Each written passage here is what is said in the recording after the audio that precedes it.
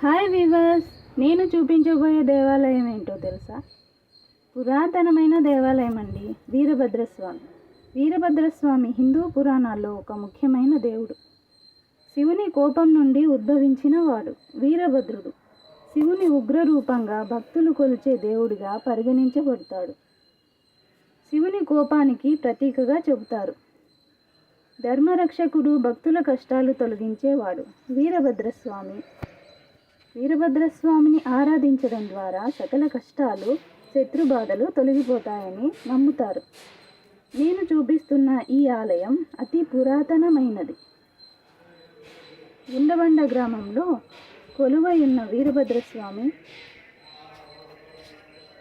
చుట్టూ పొలాలు, కొండలు, ఆహ్లాదకరమైన వాతావరణంలో ఎంతో ప్రశాంతంగా ఉందండి ఈ ప్లేస్.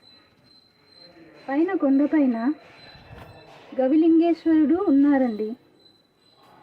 నిర్మానుషంగా ఉన్న ఈ ప్రదేశం, ఇక్కడ గవిలో వెళ్తే హంపీకి చేరుకోవచ్చంట.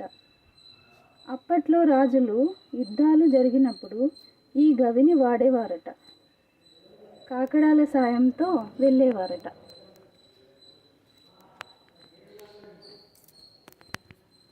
కాకడాల సహాయంతో ప్రయాణం చేసేవారట. ఇప్పుడైతే ఎవ్వరూ వెళ్ళలేరు, ఎందుకంటే గబ్బిలాలు, నీటితో నిండిపోయింది గవి. నాకు మాత్రం ఈ వాతావరణం చాలా నచ్చిందండి. ఎంతో మహిమగల వీరభద్రస్వామిని దర్శించుకోవడం ద్వారా పాపాలు తొలగిపోయి, కష్టాలు తొలగిపోయి